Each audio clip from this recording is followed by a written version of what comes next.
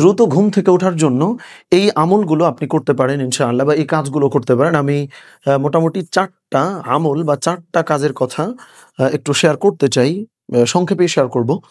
১ নম্বরটা হচ্ছে, যেই ভুলটা আমরা অনেকে আসলে করি, দ্রুত ঘুম থেকে ওঠার চেষ্টা করি। এটা কিন্তু ভুল। মানে কেন ভুল আমি বলি, ধরেন আমি এটার কথা কেন বলতেছি, আমরা অনেকেই হচ্ছে মানে যত দ্রুত ঘুম থেকে উঠতে পারি এইটা নিয়ে ব্যাপক পরিমাণে সিরিয়াস, বাট এই চেষ্টাটাই আমরা ফার্স্ট অফ অল করবো না। আমি এটা ক্রস দিলাম। তাইলে চেষ্টা করব কোনটা? সেটা হচ্ছে এই যে আমাদের ১ নম্বর পয়েন্ট আমি যেটা লিখতে চাই সেটা হচ্ছে যে স্লিপ আর্লি।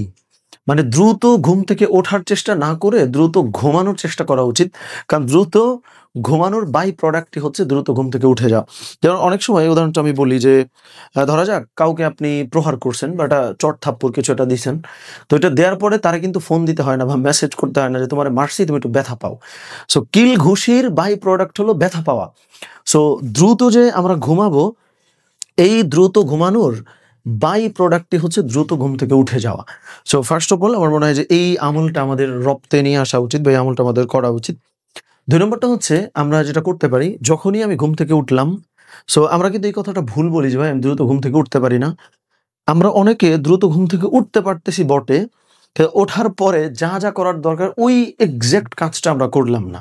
সো দ্রুত ঘুম থেকে ওঠার পরবর্তীতে বা আপনি যখনই ঘুম থেকে উঠছেন ইনস্ট্যান্টলি আপনি হচ্ছে যে অজু করে ফেলতে পারেন। আচ্ছা, এখানে একটু কম দেখা যাচ্ছে।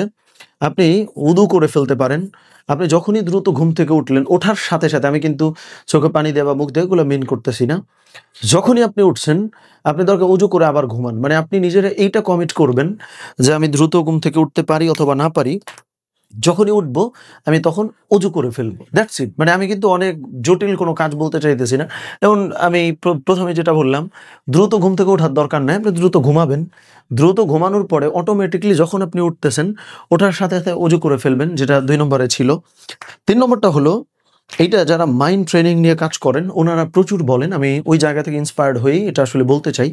সেটা হলো, দ্রুত যখন কোনো মানুষ ঘুম থেকে ওঠে না বা হচ্ছে যে রেগুলারলি যে টাইম মতো ঘুমায় না, তার কিন্তু ক্যান্সারের আশঙ্কা আসলে থাকে। সো অনেকগুলা ডিজিজের আশঙ্কা আছে, ক্যান্সারের একটা আশঙ্কা থাকে।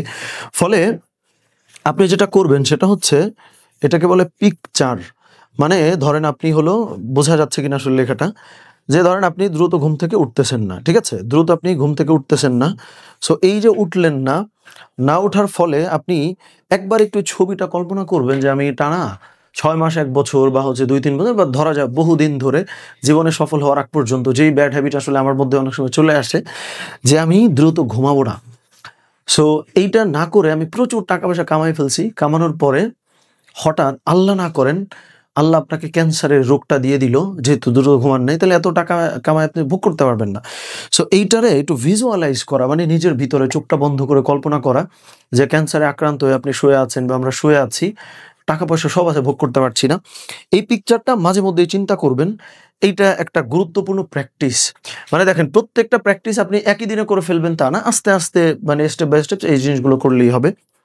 এবং সর্বশেষ হচ্ছে আমাদের মধ্যে, আমি এটাকে বোধহয় বলতে পারি হচ্ছে যে তাকওয়া বা আল্লাহ ভীতি বা আল্লাহ সচেতনতা, যে আমার তো আসলে টাইম মতো ফজরটা পড়া লাগবে।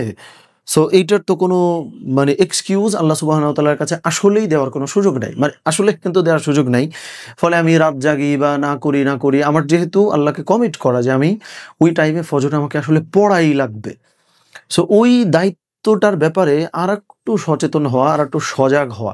দেখেন, আমরা অনেকে জীবনে এমন অনেক কিছু করি, এটা একটা বড় কারণ হচ্ছে এইটা, যে এইটা করার যে কনসিকুয়েন্স বা এটা করার যে ইম্পর্টেন্স বা গুরুত্ব বা তাৎপর্য, এই ব্যাপারটা নিয়ে আমরা কম ওয়াকিফহাল, মানে আমরা কম জানি, বা জানলে ওইটা নিয়ে আমাদের আসলে চিন্তা ভাবনা কম করা হয়।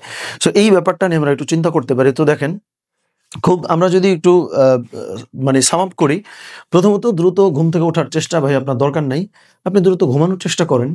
২ নম্বরটা হচ্ছে দ্রুত ঘুমাইলে অটোমেটিক্যালি যখন উঠছেন, যেহেতু দ্রুত ঘুম থেকে ওঠার দরকার নাই, খালি ঘুমাইলেই হবে। সো যখন মন চায় তখন আপনি উঠে উজুটা করে ফেলবেন। দ্রুত ঘুমায়া, শর্ত কিন্তু ওইটা।